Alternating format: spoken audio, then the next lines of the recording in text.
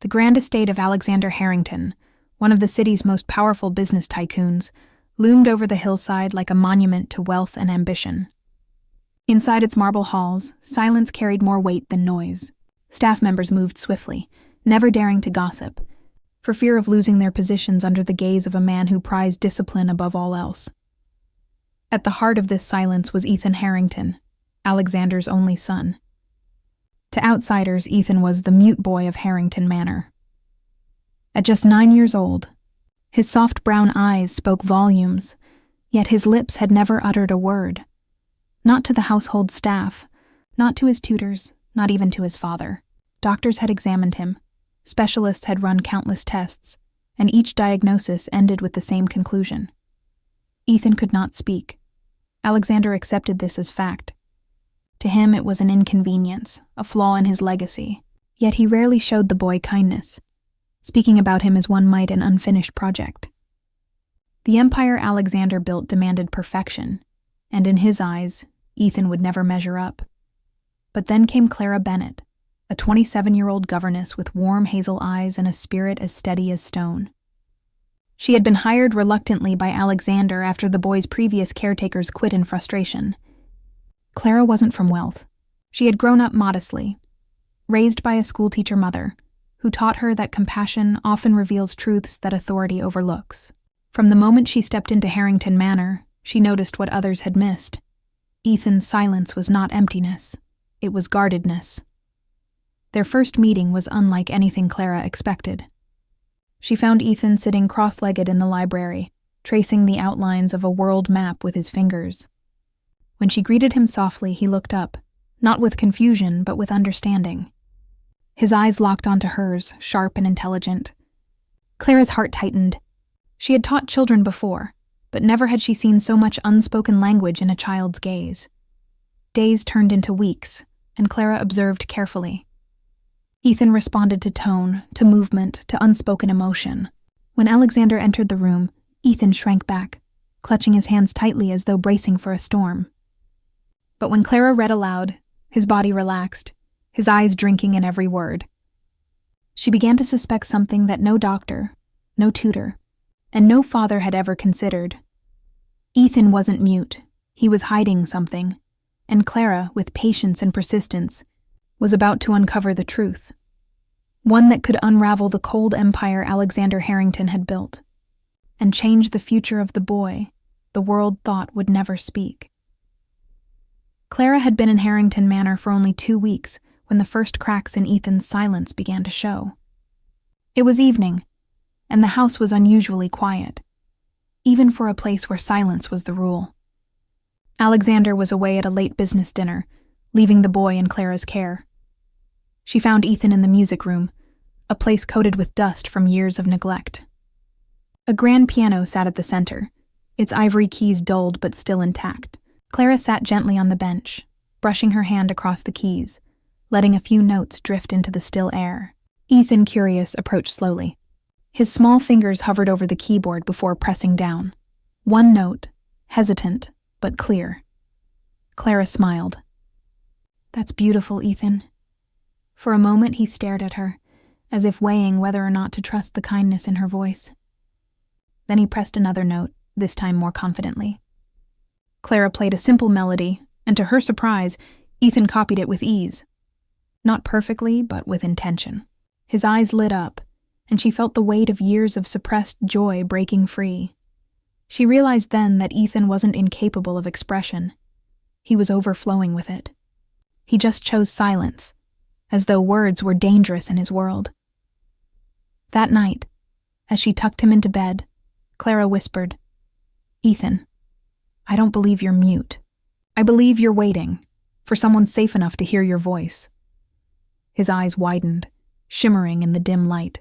For a heartbeat, Clara thought he might finally speak. Instead, he reached out, gripping her hand tightly. His small fingers trembled, but the message was clear. He understood. The next morning, Clara awoke to hushed whispers among the staff. They said Alexander's business empire was expanding ruthlessly, crushing competitors without hesitation. Investors praised him, but behind closed doors, he was feared more than admired.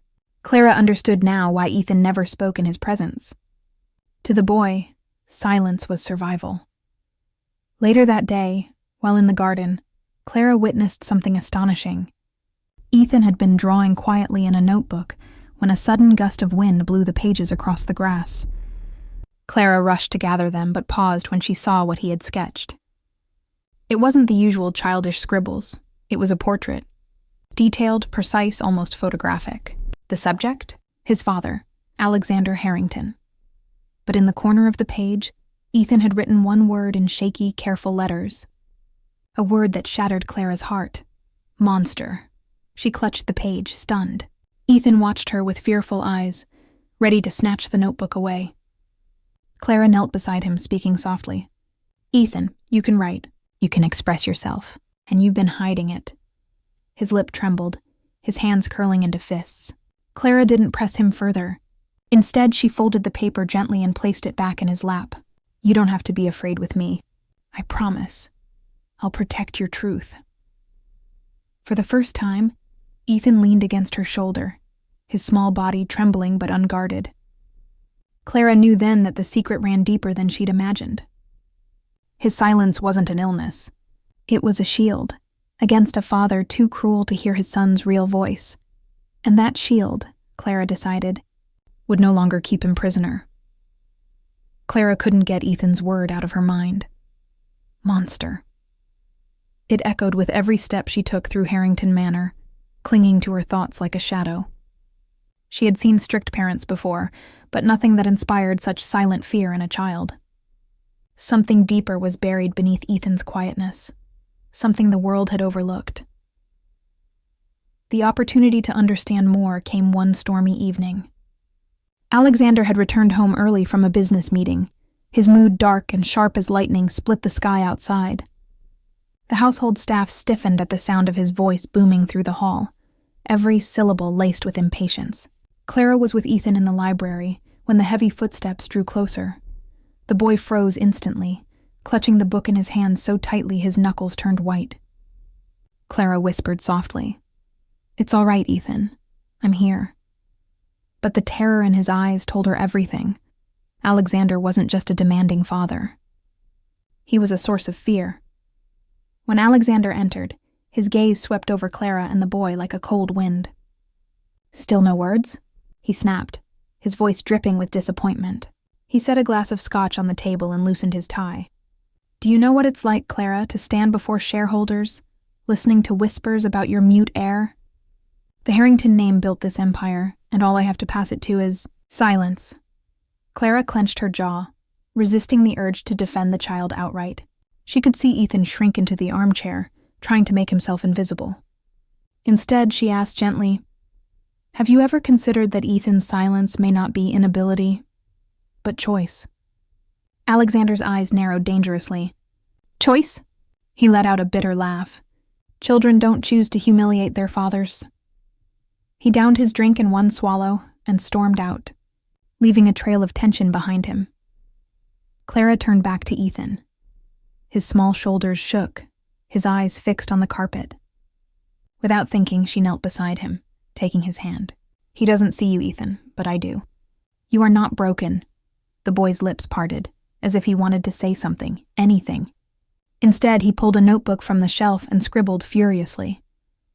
When he handed it to Clara, her breath caught. The words were shaky but powerful. If I speak, he'll hate me more. Tears pricked Clara's eyes. She wanted to embrace him, to tell him his voice was a gift, not a curse. But she also knew the truth. Alexander's cold empire left no room for softness, no space for a child's vulnerabilities. That was why Ethan's silence had survived so long. It was his shield against rejection. The following days, Clara watched more closely. She noticed how Ethan never ate when his father was present, how his laughter, rare and beautiful, only escaped when Alexander was away. In the garden, Ethan whispered to the birds, soft sounds that Clara could barely hear, proving beyond doubt that he wasn't mute at all. One evening, while sketching with Ethan by candlelight, Clara asked softly, "Do you want to speak, Ethan?"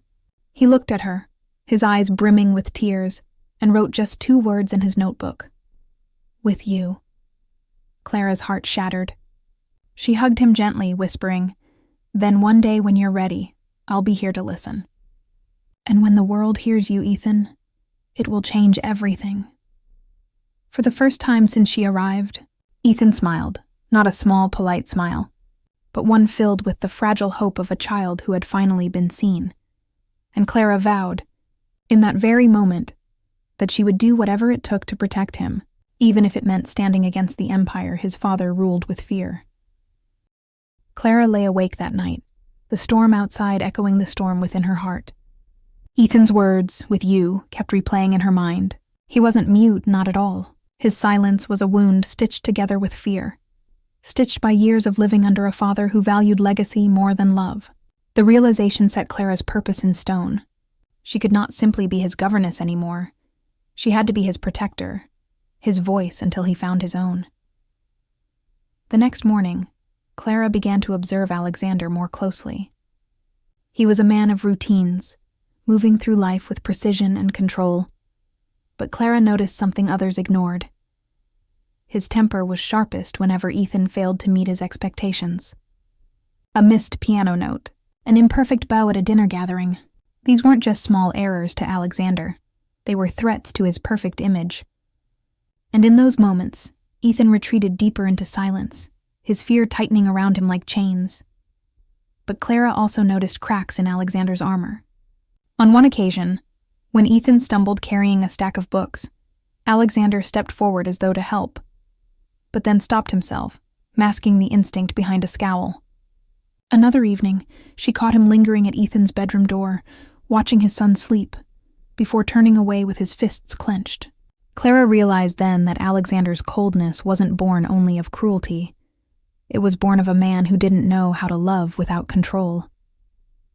That knowledge didn't soften Clara's resolve. It sharpened it, because ignorance was no excuse for neglect, and Ethan's pain had gone unseen for far too long. Clara began to devise a quiet plan. She started with small steps, moments where Ethan could safely use his voice. In the garden, away from Alexander's shadow, she encouraged him to name the flowers aloud. His voice was fragile at first, a whisper trembling like the petals themselves, but each word gave him courage.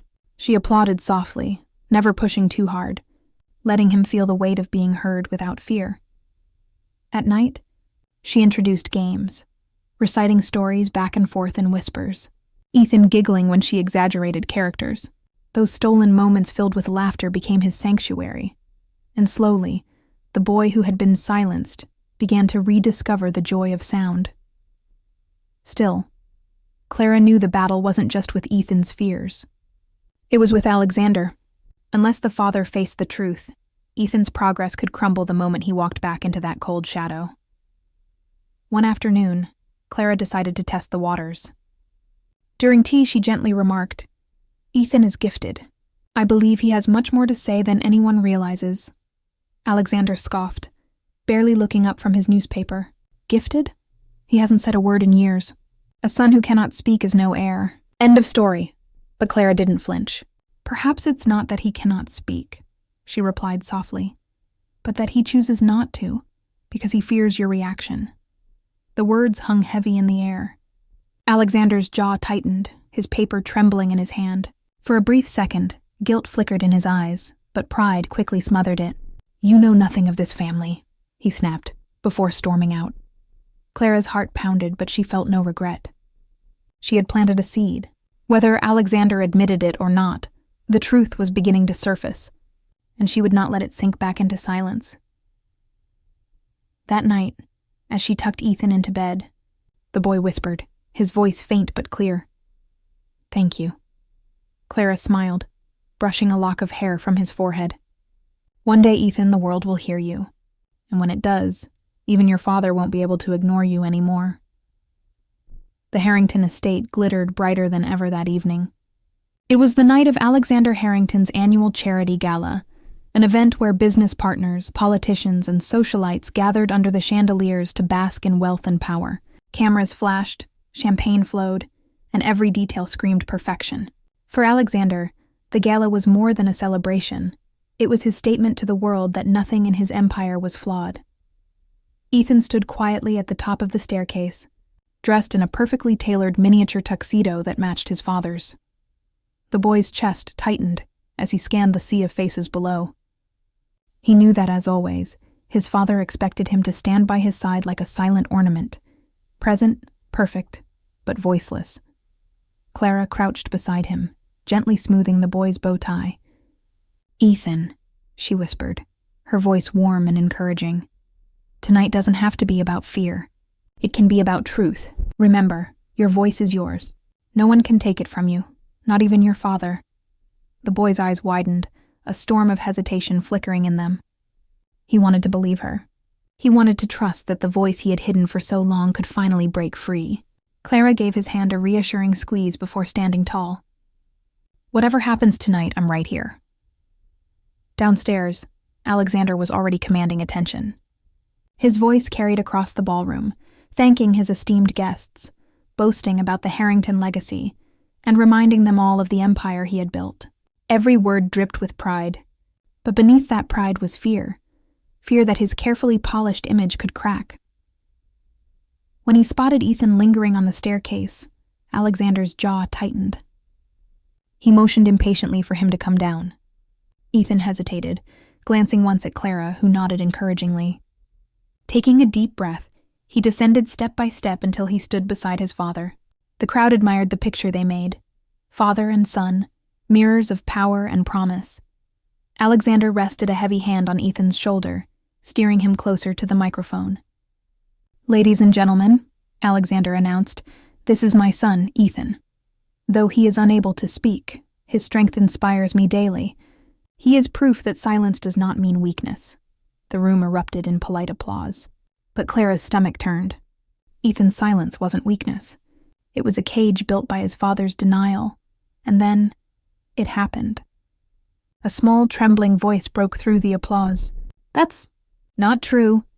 Gasps rippled across the ballroom. Heads turned. Silence fell like a curtain. Ethan's lips were moving, his voice fragile but real, echoing against marble and glass. "I'm not mute." "I've never been mute." Alexander froze, his hand tightening on the boy's shoulder. His face drained of color, every muscle rigid. Clara's breath caught. She had known Ethan was ready, but hearing him speak in front of hundreds felt like a miracle. Ethan's small chest rose and fell as he continued, his voice gaining strength with every word. "I wanted to talk. I wanted to sing. I wanted to be heard, but you never let me. You wanted me silent so no one would see your mistakes." The room erupted into murmurs, disbelief crackling through the crowd. Guests exchanged stunned glances. Cameras flashed, catching every second of the revelation. Alexander's mask of power cracked. He stammered, struggling to silence his son. "Ethan, that's enough." But the boy stood taller, his voice steady now. "No, it's not enough. I'm not your secret anymore." The weight of his words shattered the ballroom's silence. Clara's eyes brimmed with tears, pride swelling in her chest. In that moment, Ethan wasn't just a boy reclaiming his voice. He was dismantling the empire of silence his father had built around him. And for the first time in years, Alexander Harrington had no control,